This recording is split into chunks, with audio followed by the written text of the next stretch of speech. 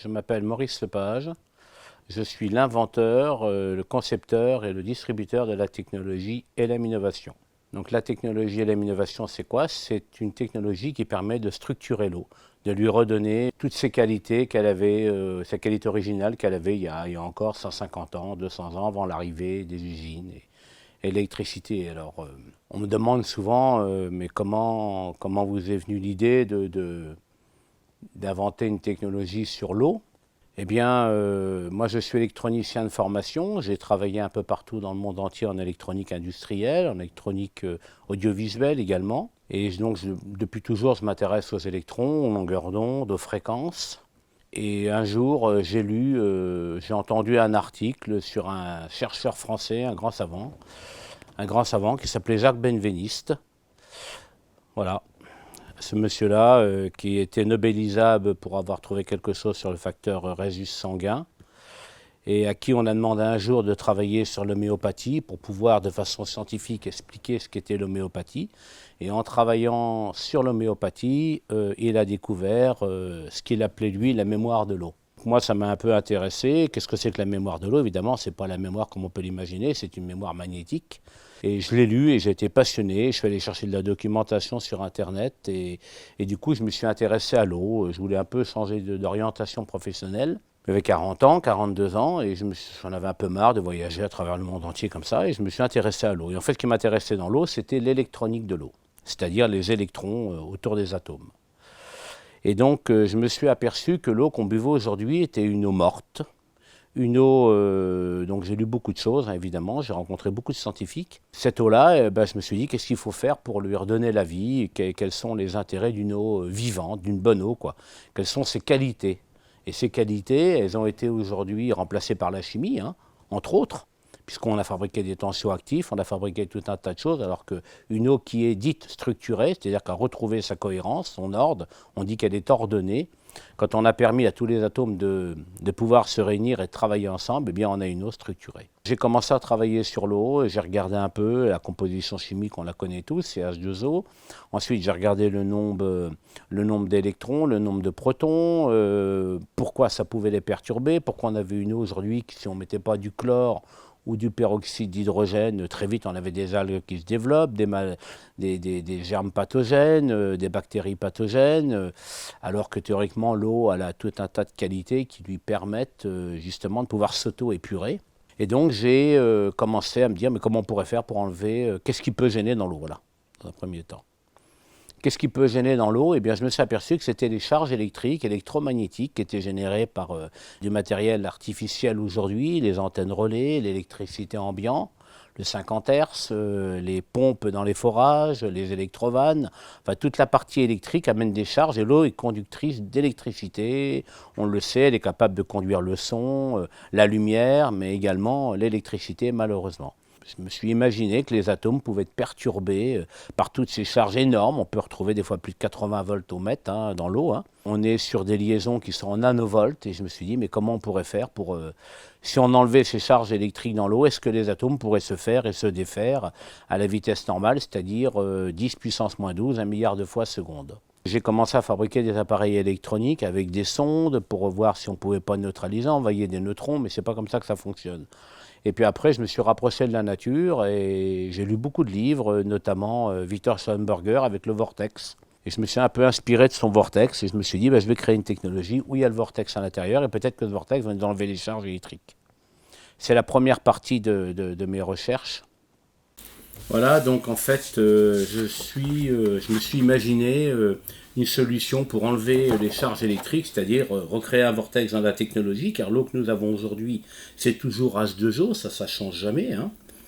Mais ce qu'il fallait faire, c'était redonner une cohérence, c'est-à-dire recréer ce qu'on appelle ici un domaine de cohérence, et quand ce domaine de cohérence s'additionne, ça crée ce qu'on appelle des clusters. Et pour permettre à l'eau de pouvoir justement retrouver ses qualités originelles, eh bien, il faut vraiment qu'elle soit dégagée de tout courant, de toute charge électrique, électromagnétique et électrostatique. Voilà. Donc, ce travail a nécessité un peu plus de 12 ans d'études, hein, parce qu'en fait, pour recréer un vortex et non pas un effet vortex, parce que beaucoup de gens parlent de vortex sans savoir ce que c'est, nous avons un vortex. Il y a beaucoup de gens qui parlent surtout d'effet vortex et qui confondent. Donc pour créer un vortex dans cette technologie-là, il a fallu calculer cette technologie-là par rapport au nombre d'heures, déjà pour commencer, avec des calculs très très très pointus, puisque nous sommes au millimètre près. Donc j'ai mis 12 ans à mettre cette technologie-là en place. Il faut savoir que c'est une technologie qui est complètement française, hein. C'est de l'inox français, avec une porcelaine à l'intérieur. Voilà, tout est fait chez nous. C'est important, il ne faut pas de mauvaise fréquence. Donc j'ai commencé à me dire, si je crée vraiment un vortex, car derrière chaque cascade, vous avez un vortex. Voilà, il faut le savoir. Quand on va dans la nature, on retrouve des vortex derrière toutes les cascades. C'est ce qui permet d'ailleurs aux poissons de plonger sous la cascade et de sauter 15, 20 ou 25 mètres. Puisqu'un vortex, c'est une dépression de bas en haut. Un vortex, c'est une forme hyponomiale également. Donc vous voyez qu'on ne fait pas n'importe quoi, on ne peut pas guider l'eau, c'est elle qui se guide toute seule par rapport à sa charge magnétique, par rapport à sa pression d'entrée. C'est pour ça que nous avons mis un manomètre ici pour contrôler exactement. Donc cette technologie a l'avantage d'être complètement autonome, elle ne nécessite aucun entrant, pas d'électricité, rien du tout, elle fonctionne à vie et sans entretien. Donc en fait, j'ai imaginé que pour avoir de l'eau structurée, il fallait lui enlever ses charges électriques, et pour ça, on a donc un vrai vortex. Un vrai vortex fonctionne de 4 manières, c'est-à-dire d'abord en lévogir, en anti-horaire. Hein, d'abord on fait une précipitation atomique, puisqu'on envoie, on fait ce qu'on appelle une ionisation par la pression. Ensuite on passe en lévogir, ensuite nous passons en destrogir, c'est là qu'on enlève les charges électriques. Et puis après, nous sommes en centripète, c'est-à-dire dans le pied. Donc centrifuge, lévogir, destrogir et centripète. C'est-à-dire qu'à l'intérieur de cette technologie, alors l'image ici n'est pas très contractuelle, hein, parce qu'aujourd'hui les porcelaines sont coupées ici, parce que, de façon à ce qu'elle fasse son vortex de façon extrêmement régulière. Et donc nous sommes très larges en haut et très très serrés en bas. Donc vous voyez, l'eau part en haut, tourne à l'inverse aiguille du monde, retourne sur elle-même, et là vous avez une porcelaine. Et en fait, c'est le cœur du réacteur, si je peux m'exprimer comme ça, puisque la porcelaine agit, c'est de la silice. Cette silice agit comme un émetteur permanent, comme un aimant, et envoie des informations magnétiques en permanence. Donc j'ai inventé une technologie qui permet de programmer de la silice après cuisson.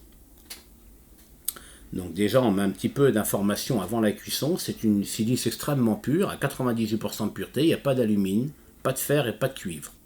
C'est une silice qui est travaillée dans une pièce sans électricité, par la lumière naturelle. C'est une silice qui a très peu de kaolin et qui est cuite dans un four à gaz. Voilà. On ne voulait pas d'émanation de résistance électrique et d'infrarouge électromagnétique par les résistances. Donc on a remis en place un four à gaz et on a cuit cette silice. Vous voyez que c'est très compliqué. Ensuite, elle arrive chez nous, nous la programmons avec un appareil. On lui envoie des informations d'ordre biologique, hein, bien entendu, des informations du sol, de la lumière, enfin. Tout ce qu'il faut à l'eau pour vivre et à l'homme pour vivre, car nous sommes faits quand même à 99% d'eau. Au niveau cellulaire, il ne faut pas l'oublier, qu'à chaque fois qu'on perturbe l'eau, on perturbe l'homme. Voilà, il y a tout un tas de maladies qui arrivent maintenant et qui ne devraient pas être là si on avait de l'eau structurée partout.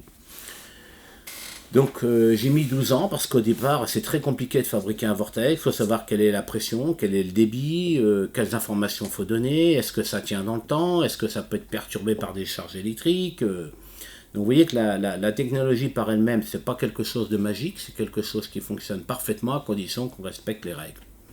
Donc voilà, mon parcours a été grâce à ce grand monsieur qui s'appelait Jacques Benveniste et Victor Schoenberger, qui sont mes deux maîtres à penser. C'est grâce à ces gens-là que j'ai pu mettre mes connaissances électroniques au service de l'eau. Voilà, donc une fois que j'ai trouvé les bons artisans pour me fabriquer cette inox 316L, hein, nous avons fait une demande, nous avons aujourd'hui un ACS, on a une autorisation par le ministère de la Santé. Ensuite, j'ai des gens qui travaillent pour moi et qui la distribuent. J'ai 52 distributeurs, en fait, ce sont des gens qui sont à leur compte et qui travaillent surtout dans le domaine agricole, puisqu'en fait, on est très très présent dans plein d'endroits où il y a de l'eau, bien entendu, mais surtout dans le domaine agricole, dans les cultures, dans le raisin, dans les arboricultures, dans l'élevage. Et donc, ces gens distribuent ma technologie et moi, régulièrement, toutes les semaines, je tourne un peu avec eux et je vais voir comment ça se passe, la façon de mettre en place, car il y a quand même des précautions à prendre avant la mise en place. Et vous doutez bien que si on enlève les charges électriques devant et qu'on en remet derrière, ça ne sert à rien, ça reste de l'eau quand même. Donc tout ça, ça demande des compétences. Et ben, mon rôle aujourd'hui, c'est d'accompagner tous mes distributeurs le plus possible. Évidemment, ça me fait beaucoup de travail, mais de voir ce qui se passe et puis de rencontrer les acheteurs, quoi, de voir avec eux ce qu'il en est, ce qu'ils ont vu, s'ils sont contents ou pas. Voilà. Donc effectivement, on a des endroits où c'est plus facile à voir que d'autres, c'est un peu plus compliqué dans l'élevage, dans l'arboriculture et dans le maraîchage et dans la vigne, évidemment, ça se voit beaucoup plus puisqu'on peut diminuer la chimie, on donne des défenses immunitaires, on renforce les défenses immunitaires ou des bovins ou du végétal, hein, bien sûr. Donc on commence à être assez connu, on fait beaucoup de foires, on est présent et évidemment, il y a des gens qui commencent à s'intéresser à nous de près pour faire des recherches et des études. Alors, notre technologie n'aura pas un grand effet sur le côté bactériologique au départ, bien entendu. Par contre, elle va maintenir un milieu de qualité, voilà. Mais ce n'est pas un filtre, on n'enlève rien, on rajoute rien, on transforme des choses. On n'enlève pas le calcaire, mais on le transforme en aragonite. On rend assimilable le fer, le magnésium, le calcium, voilà. Il y a aussi, dans les mises en place, on a été obligé d'accompagner nos clients en leur faisant faire des géobiologies, c'est-à-dire couper des courants telluriques hein, avec des perturbateurs qui sont des antennes relais, des transformateurs, des éoliennes hein, qui avec les courants de mise à la terre se relient par le sol, ça s'appelle des courants de torsion. Et en fait, ça peut également perturber l'eau, bien entendu. Donc on fait faire des audits hein, à chaque exploitation. On fait un mini-audit qu'on a mis en place de façon à mettre tout à la terre, avoir des liaisons équipotentielles. Vous voyez qu'on met tout de notre côté pour que l'eau, qui quand même reste fragile, puisse arriver au dernier robinet complètement structurée.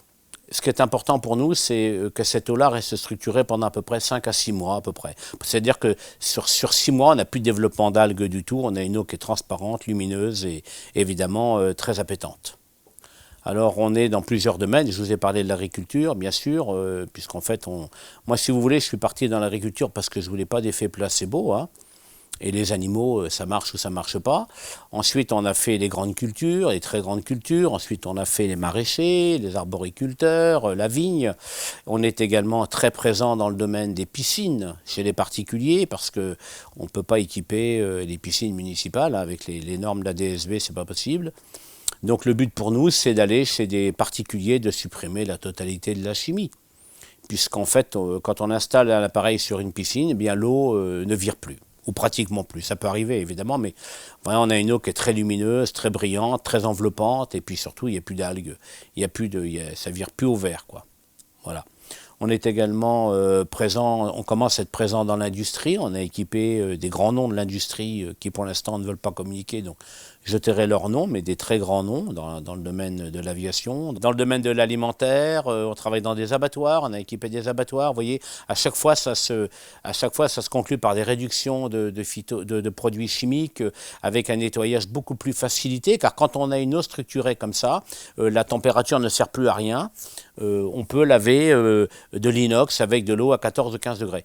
Puisqu'il faut savoir qu'au-dessus de 39 degrés, il n'y a plus de structure. Voilà. À 39 degrés, vous avez de la fièvre, vous êtes vous-même déstructuré, 40 degrés. Donc l'eau chaude est une invention de l'homme, bien entendu. Donc tout ce qui a été inventé par l'homme et qui n'est pas naturel, la technologie ne pourra pas le faire.